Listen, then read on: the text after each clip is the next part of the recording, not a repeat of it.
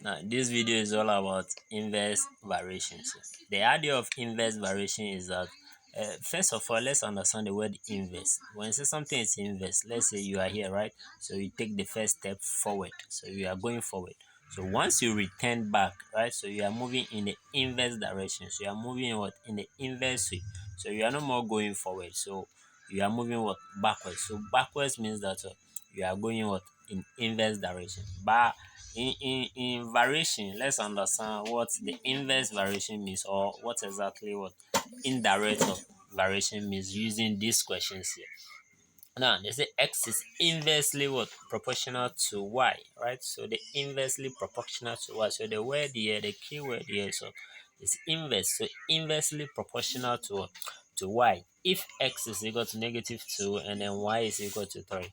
Alright, so that is it. So x is inversely proportional to y if x is what? Equal to -2 and then y is equal to 3 here. And then say you should find the x here when y is equal to -5. So this is the first portion. Let's see exactly how to solve this type of problem. Now the first part of the question says that x is inversely proportional to y. So the way of writing that is x here. So this is the variation symbol. Is that okay? So the variation symbol here, just by assumption, is equal to the inverse. Once they say inverse here is what? 1 over whatever you are inverse to. Is that okay? Meaning you already got your destination and then you are returning back, right? So once they say inverse direction, meaning that there's always one here. That's why I have one in what? In the red pen, right? So inverse, that's what the question is saying, that s is inversely proportional to what? To y. Is that okay? So this is the x, that is the inversely proportional to y. So inverse means that always there's one here divided by the whatever you are dealing with. So in this case, it is what? It is y. But the key here is that we don't know how to deal with this symbol, right? We don't know how to deal with this symbol. So you have to make sure that we take this thing to something that you already know. So we are converting this guy to equal to. So you cannot just jump and rewrite this guy to be equal to. So assuming that we are buying this or this symbol here with a certain amount of money, right? So that amount of money is the k here, right? Is that okay? So you have k here. So once you have the k, meaning that we are changing the variation symbol to what? Equal to sign. So what else I'm trying to say here is that we have x, that is what? Inversely what?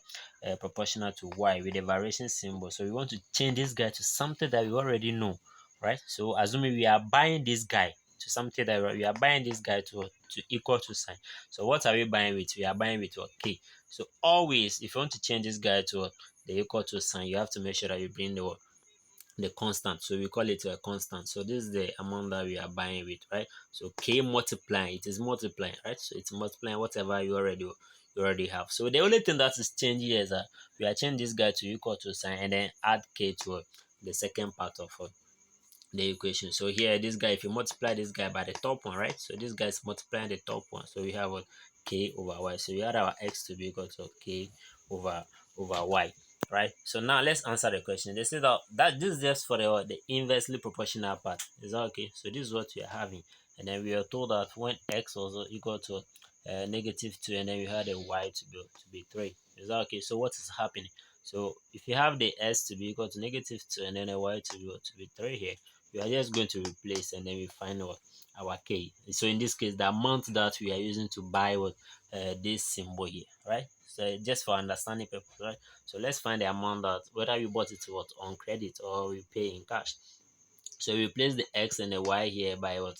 The values being given to you here. So in this case, so you are just going to plug in, right? So you are just going to plug. So from s is equal to k over what?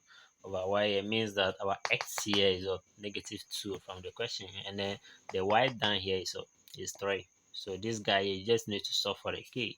So after solving for the k, you had your k to be equal to -6. So the negative in mathematics means that you bought that symbol, the variation symbol, which is this one, on what? On credit. Is that okay? Some book use this thing. Is that okay? So the most important thing is that I just need to understand how to convert it from the variation to the equal to sign.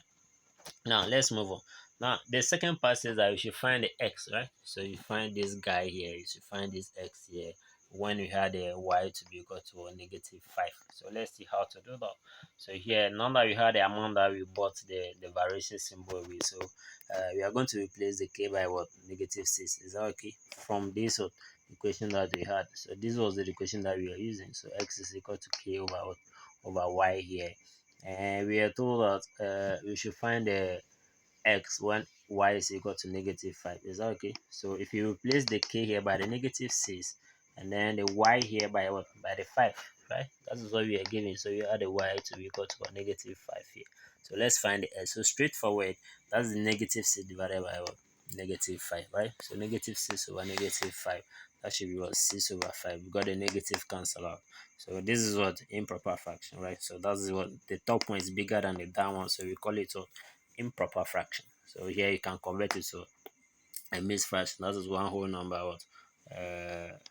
1 over 5. Is that okay? So don't worry, if you enjoyed the video so far, don't forget to subscribe to the channel and give us a thumbs up. For make sure that you comment down below if you have any issues. Now let's look at a little bit concrete one. But even though the ideas here, everything remains the same. So here's the question.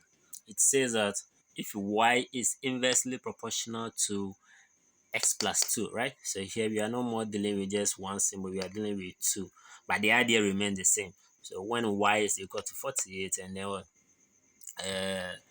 When s is equal to 10, right? So you should find x here when y is equal to 30. Is that okay? So here the key here is that you have to write everything step by step. So here you have that if y is inversely proportional to this guy, so meaning that we are returning. Is that okay? So y here is inversely proportional, as I said earlier on. So this is the inverse. So inverse means 1 over whatever what which direction you are going. So you are going to the direction of what? S plus 2 here. So 1 over what?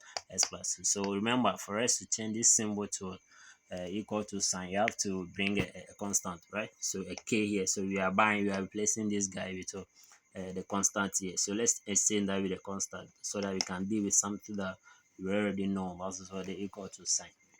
So k is going to multiply anything that is here. So straightforward, you can see that we had our k to be what? We had a y to be equal to k over what? S plus 2. Is that okay? Now, what the question says is that and y is equal to 48 when s is equal to 10. Is that okay? So just replace and put everything inside. So here we had when y is equal to 48 and the s is equal to 10 here. So we are just replacing, right? So y is 48 here, and then the x also was 10 here, right? So let's look at the values of the k here. So straightforward with the calculation, you can see that your k here is going to be what? So just simplify, right? So you simplify, this guy gives us 12. So 12 multiplied by 48. Are you getting the point? So 12 multiplied by 48 here will give us the values of the k, which is of 576, right? So the k here is of 576. And then the question further says that you should find what? Your x here when you had your y to be 30. Is that okay? So we are looking for this guy here when you had your y to be 30. We have a scenario, a real life scenario on what? A direct variation. So consider watching that video, right? So I think you have the description. So make sure that you subscribe to the channel whereby you have the direct variation. Okay. Now that we had a k to be equal to 5, 6, 7 here, we are going to find x, right? So you find this guy here when you had a y to be equal to 30.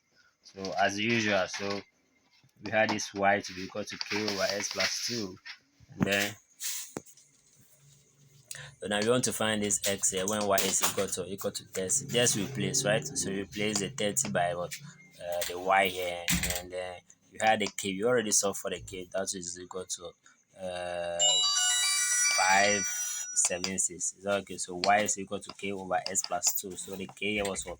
576. So straightforward, you just replace the k by what? 576 here, and then you had it here to be 30. Is that okay? So the way of doing this thing is that you cross multiply. So you multiply here by what? That is what the x plus 2 here, right? So this guy also to be what? S plus 2, so that this guy can cancel the 1 here, right? So that's how we had the 30 multiplied by the s plus 2 here. That is equal to 576. So if you simplify, so this guy will multiply everything in this bracket. So 30 multiplied by this one give us 30s. This guy multiplied by that should be your 60. So we just need to solve for the s. So this guy subtract 60 from both sides of the equation, right? So you had out your s to be equal to 70.2. If you're having different answer apart from what we are getting here, make sure that you comment in the comment section below, right?